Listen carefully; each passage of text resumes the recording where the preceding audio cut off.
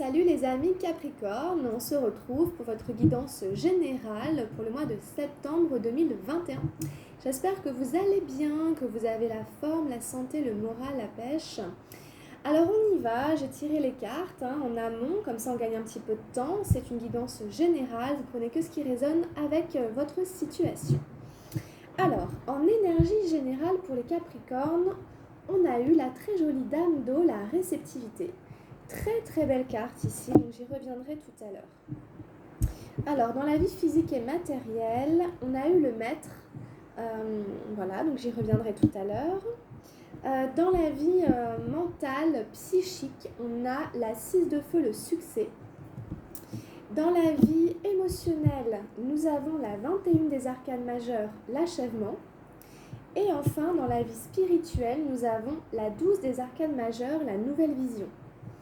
Bon, c'est un tirage assez puissant, les amis Capricorne. Ça ne sera pas de tout repos, là, septembre, pour vous. Alors, je reprends. Déjà, vous avez 3 arcanes majeures, donc c'est quand même assez intense. Une énergie d'eau et une énergie de feu. Alors, en carte principale, la réceptivité, la dame d'eau. Vous êtes dans cet état ici d'accueil, de réceptivité. Vous êtes quelqu'un en septembre sur qui l'on peut compter pour trouver une oreille, une écoute. Quelqu'un qui est capable de recevoir les autres pour leur apporter conseil. Donc, profitez de cette belle énergie de cette dame d'eau qui porte en elle vraiment des énergies aussi de guérison, de bienveillance, de paix, de calme, de sérénité. Donc vraiment, allez-y, cultivez tout ce qui peut vraiment vous détendre, amener la paix, la sérénité dans votre foyer, parce que vraiment, ça vous gouverne ici pour septembre. Et du coup, les autres vont le ressentir et vont peut-être venir vers vous pour trouver aussi une forme de calme, de sérénité, de paix. Voilà.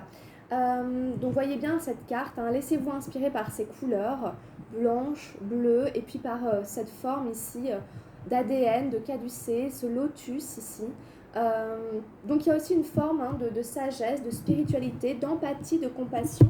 Attention seulement au côté un petit peu éponge de cette carte, parce que quand on est très réceptif comme ça, on peut se sentir un petit peu fatigué, pompé énergétiquement, parce qu'on ressent tellement les choses, les gens, les énergies, etc., que du coup ça nous vide. Et puis faites attention aux gens qui pourraient avoir envie de vous pomper sans forcément le faire exprès, parce que vous êtes quelqu'un justement d'ouvert et de réceptif. Donc attention à ces gens, mettez quand même des limites pour préserver justement vos énergies et pas vous faire complètement pomper, complètement épuisé par cette situation, cet état-là. Alors, dans la vie physique, on a le maître. Bon, dans la vie physique et matérielle. Alors ça représente aux choses, c'est celui qui a construit le tarot. Ça représente la sagesse. Donc on y revient vraiment entre cette dame d'eau ici et ce maître. Il y a vraiment des notions ici que peut-être vous portez ces énergies ici, d'ascension, d'élévation spirituelle, de sagesse. Et donc du coup, peut-être qu'on vous voit un petit peu comme un gourou, en tout cas un peu comme un maître. Donc quelqu'un qui peut aussi peut-être aider les autres sur leur chemin pour eux-mêmes avancer vers leur propre maître intérieur. N'oubliez pas que c'est le maître intérieur avant tout. Alors après, c'est quand même une carte importante parce que c'est vraiment celle qui n'a pas de numéro, celle qui est hors circuit, quelque part. Donc, il n'y a pas plus haut que cette carte. Où c'est vous, où c'est votre maître intérieur qui est très fort au mois de septembre et qui rayonne, qui irradie. Ok. Donc, comme je vous dis, ça peut attirer à vous certaines personnes ou alors vous-même, vous allez mettre à profit votre science, votre savoir, peut-être pour aider les gens. Parce que pour moi, ça représente aussi une forme de thérapie. C'est un peu le thérapeute. Vous savez, le roi d'eau, c'est le guérisseur, la guérison. Donc, peut-être qu'il y a des gens qui vont venir vers vous pour prendre conseil par rapport à ce que vous avez réussi à atteindre. Ou alors, c'est quelqu'un que vous allez rencontrer sur votre chemin. Vous allez vers ce maître pour apprendre, pour lui demander conseil. Peut-être que vous le connaissez. Ça peut être un prêtre, un religieux, par exemple, ou quelqu'un qui a une espèce d'autorité, de pouvoir spirituel et auprès de qui vous cherchez conseil. C'est peut-être votre propre maître spirituel. Des fois, on a un maître spirituel qui est plus âgé que nous, sur qui on peut compter pour apprendre et pour aller chercher des enseignements. Donc peut-être que cette personne, elle aura un rôle assez important, particulier en septembre pour vous, amis Capricorne. Vous voyez bien que ça représente la sagesse avec cette barbe ici et cette lune. Donc il y a une connexion à son intuition, à son ressenti, à son inconscient, à l'inconscient collectif. Il y a aussi cette idée de ne pas se tromper non plus de maître, puisqu'il y en a des faux. Il y a les faux gourous, les faux prophètes. Donc ici, à voir. Ou c'est dans le positif ou c'est dans le négatif. Peut-être il faut se méfier de ce personnage. Et peut-être il y a une mise en garde. Alors là, c'est vous qui savez, c'est en fonction de votre ressenti. Mais la carte du maître, elle n'est pas forcément positive. Toutes les cartes ont aussi leur aspect négatif. Donc il faut vraiment voir aussi si c'est vraiment un bon maître ou pas. Alors, dans la vie mentale, on a le succès, la 6 de feu. Ça, c'est une super bonne carte. Il y a ici une réussite, une victoire au niveau psychologique, psychique. Vous allez fêter quelque chose, peut-être quelque chose qui vous a préoccupé pendant longtemps, qui vous a vraiment demandé de fournir des efforts, de faire preuve de courage, d'audace, de persévérance, de patience, tout ce qui fait qu'un jour ou l'autre, on a un succès, une réussite.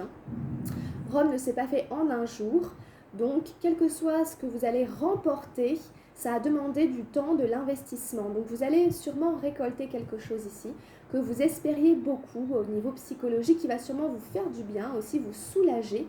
Vous allez sûrement être soulagé qu'enfin ça soit positif, qu'enfin ça s'accomplisse, qu'enfin ça touche le but, la victoire. Ok ?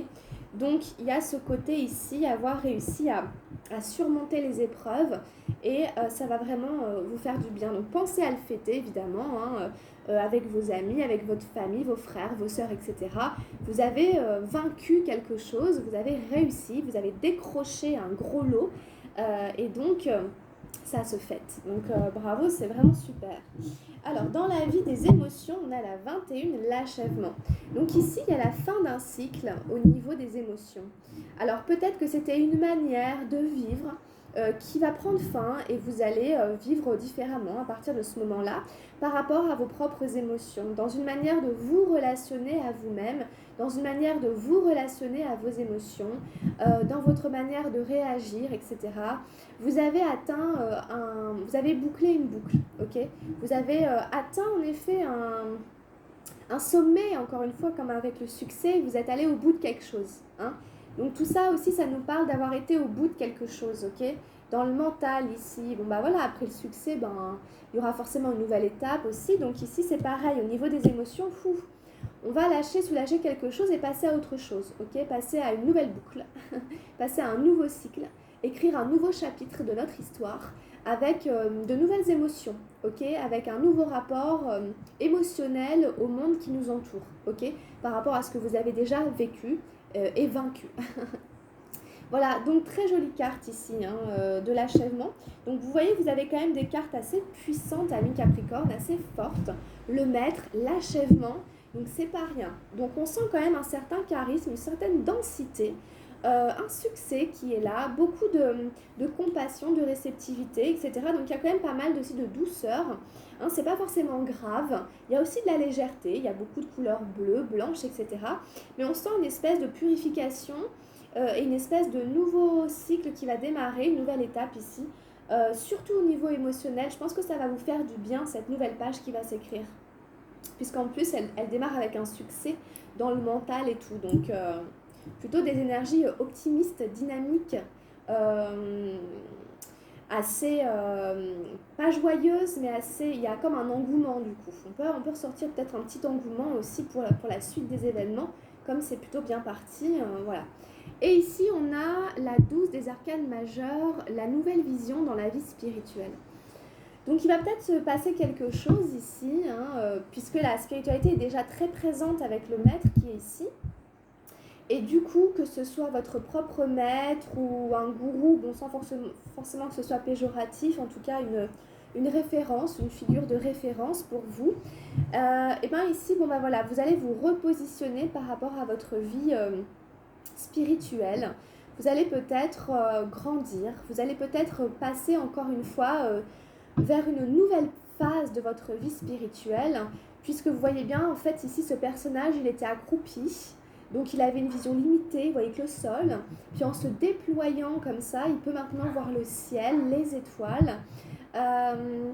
Donc ça va peut-être vous ouvrir tout un champ aussi de conscience, de connaissance, d'expérience. Le fait de vous repositionner dans votre vie spirituelle pour X raisons, hein, peut-être suite à l'intervention, je ne sais pas, de ce personnage dans votre vie ou par rapport à ce qui se passe. Voilà, vous allez vers une nouvelle vision de votre vie spirituelle, quelle que soit la religion que vous avez ou quelles que soient vos pratiques, votre manière de vivre la spiritualité. Il y a une espèce de passage, il y a une espèce de réajustement vers quelque chose de nouveau. Donc vous voyez, il y a cet achèvement, cette nouvelle vision, il y a voilà, on sent quand même qu'il y a une espèce de renouveau qui arrive.